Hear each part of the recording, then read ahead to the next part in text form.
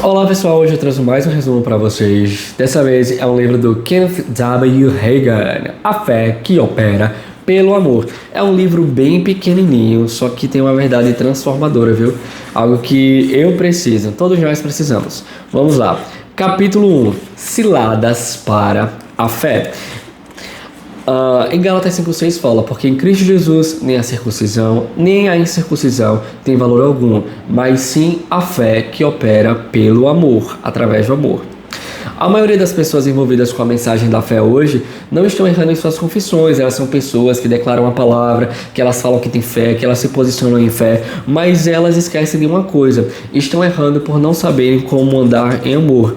E ele fala que o Senhor deu esse ensinamento para ele quando ele estava orando e pregando sobre fé, porque de nada adianta você orar, você confessar a palavra, você falar que as coisas vão acontecer, você chamar a existência, se a sua vida não é uma vida que anda em amor. Você é uma pessoa amargurada, ressentida, você retém perdão, você se alguém falar, você fala bem, se alguém dá uma tapa, você dá outra, você não leva desaforo para casa. E uma pessoa, um crente, uma pessoa que crê, que quer servir a Deus, você tem que levar o desaforo para casa. Por quê? Porque a vingança, como diz a palavra, e tá desse jeito, vingança pertence ao Senhor. Não que você vai esperar que a outra pessoa morra, que a outra pessoa vá ter algo ruim, mas a gente não faz justiça com as próprias mãos. Nós não precisamos nos defender. A gente não precisa falar. É o Senhor que nos defende, é o Senhor que nos justifica, é o Senhor que chega à nossa frente. Podemos passar por um momento de injustiça, mas o Senhor é o nosso juiz. Então a gente não precisa ficar metendo as caras aí, não. A fé é a mão que segura as coisas que precisamos receber de Deus. Tudo que Jesus comprou para nós no Calvário pode ser recebido através da fé. Com certeza precisamos tomar cuidado com as nossas confissões. A gente precisa realmente confessar a palavra, ter cuidado com o que a gente fala, mas precisamos tomar cuidado mais ainda como nós vivemos o nosso dia a dia, porque de nada adianta você falar as coisas certas e o seu comportamento não estar alinhado com a sua fé, não estar alinhado com a palavra de Deus. Se quisermos viver alinhados com a palavra de Deus, não devemos apenas ser filhos de fé, de um Deus de fé, mas precisamos ser filhos de amor, de um Deus de amor.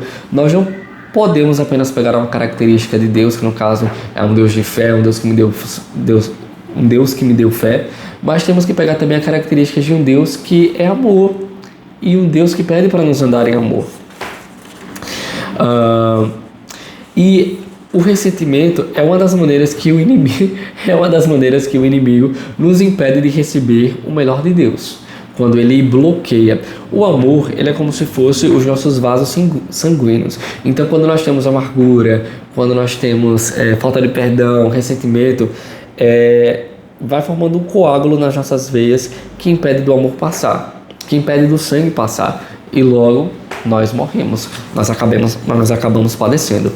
Não podemos fazer, uma coisa que a gente precisa ter em mente é que nós não podemos fazer nada em relação àquilo que aconteceu no passado. O que aconteceu no passado passou, já era, virou história, mas nós podemos mudar o nosso futuro de acordo com as escolhas que nós tomamos no nosso presente. Uma coisa que eu sempre falo a nossa vida é um shopping, nossas escolhas é um cartão de crédito, mas independente do que você passe, independente do momento que você passe o cartão, a fatura sempre chega. E nós precisamos ter essa consciência de que o amor sempre é o melhor caminho. A palavra fala que o amor ele cobre uma multidão de pecados, em 1 Pedro 4,8. Quando nós perdoamos alguém, nós estamos cobrindo da vida dela uma multidão de pecados, porque os pecados eles trazem consequências. E como diz a palavra em Provérbios, um abismo chama outro abismo, que chama outro abismo, e a pessoa que anda numa vida de pecado, que anda fazendo coisas ruins, é só ladeira abaixo. Capítulo 2. Vivendo 1 Coríntios 13. Gálatas 6,1 fala: irmãos, se algum homem chegar a ser surpreendido em alguma ofensa, vós que sois espirituais, encaminhai o tal com espírito de mansidão, olhando por ti mesmo, para que não sejas também tentado. Gálatas 6:1. Vós que sois, aí ele fala aqui, vós que sois espirituais, significa todos nós, porque nós somos espirituais, nós somos seres espirituais, nós temos um corpo, nós somos um espírito, temos uma alma e habitamos em um corpo. Aqui é só a casquinha que a gente tem, é só a casca. Mas nós somos seres espirituais. E como nós recebemos de Deus o seu próprio amor, nós temos a capacidade também de amar as outras pessoas. Se nós não operarmos na plenitude do amor, então nossa fé não vai operar na sua capacidade máxima.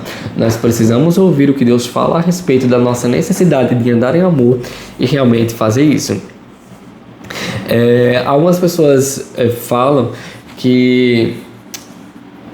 algumas pessoas acham que o dom que elas receberam de Deus não foi o dom de amar, mas o dom de expor os outros. Tem gente que, quando é com os outros, a pessoa crucifica, mas quando é com ela, ela justifica. Nós não podemos ter dois pesos e duas medidas, nós precisamos ser coerentes com aquilo que nós pregamos, com aquilo que nós cremos.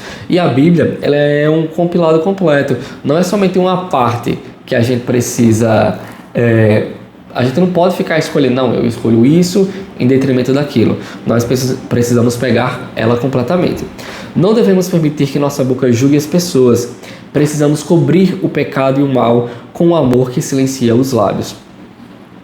Tem um livro do Kenneth Hagin, do pai dele, que é Amor, o Caminho para a Vitória. Eu li alguns anos atrás.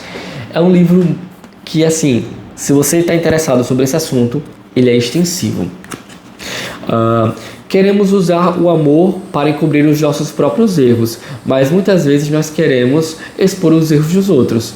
Racionalizamos dizendo, não estou condenando, estou apenas fazendo uma observação. Então dizemos, estou confessando que o Senhor vai suprir todas as minhas necessidades, eu creio, Senhor, Tu vais suprir. Mas aí na hora da gente cobrir a ofensa do irmão, ficar caladinho, a gente começa a expor o irmão.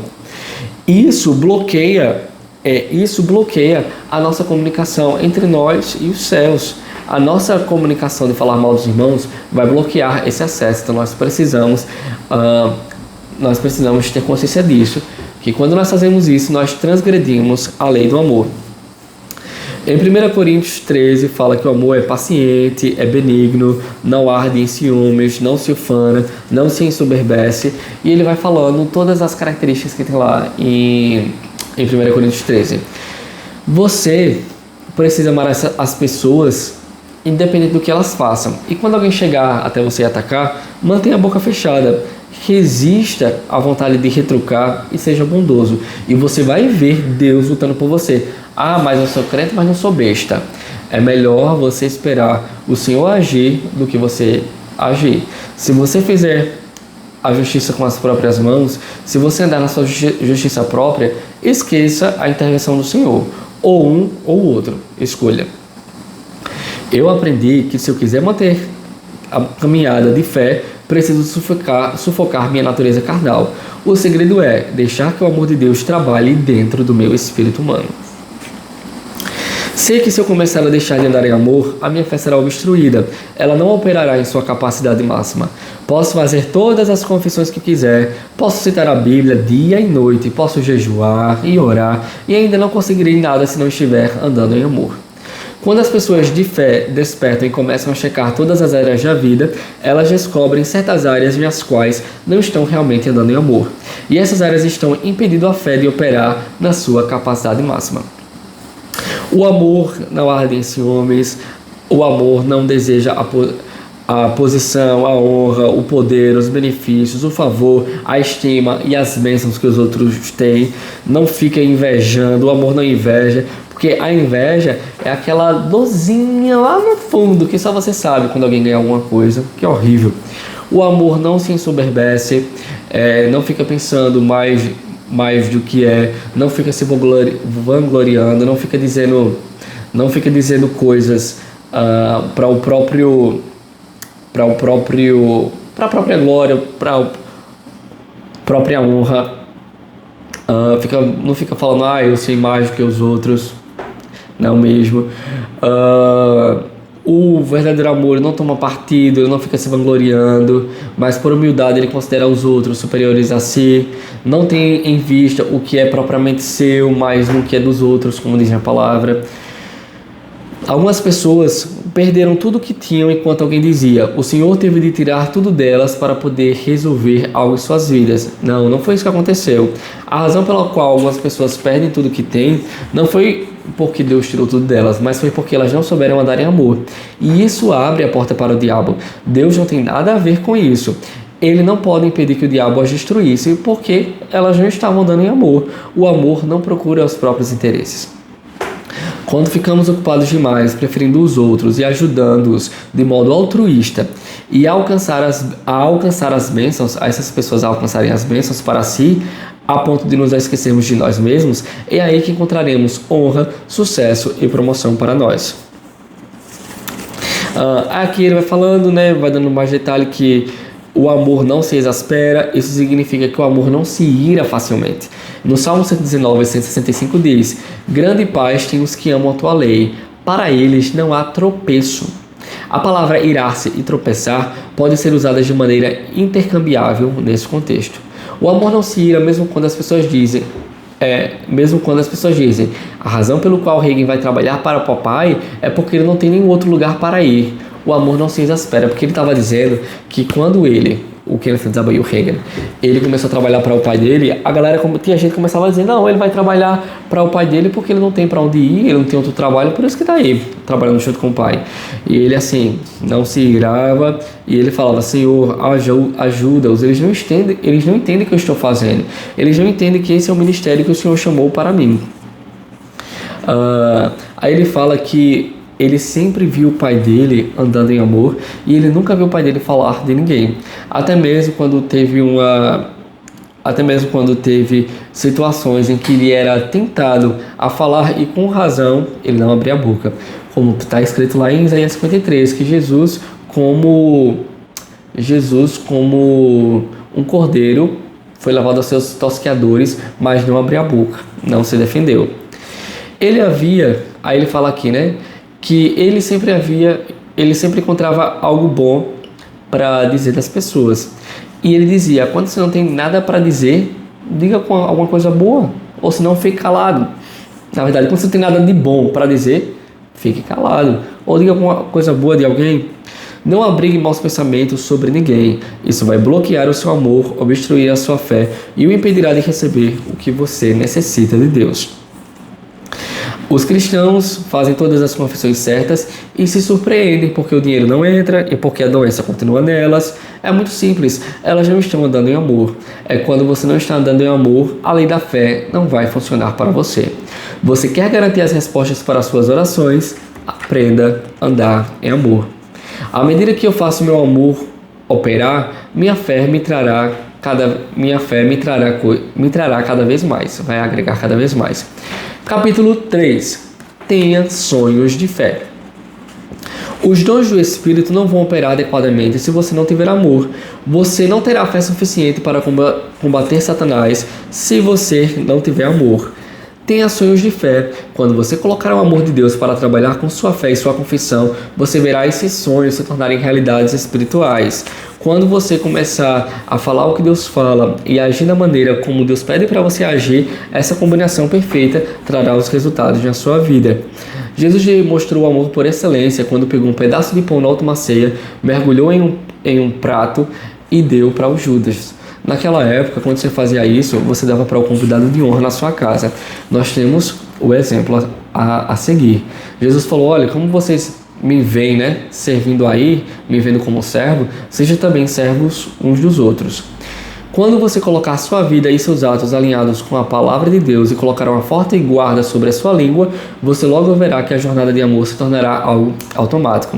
Quando alguém o provocar e você sentir aquela velha natureza começar a se levantar no seu interior, você se descobrirá dizendo: glória ao Senhor, eu te amo. Você abençoa a vida daquela pessoa e você se descobrirá crescendo espiritualmente. Você acordará um dia e descobrirá que coisas boas estão acontecendo com você. Promoções estão vindo, o dinheiro que você precisa está vindo, tudo que você precisa está vindo. E por quê? Porque você decidiu andar em amor.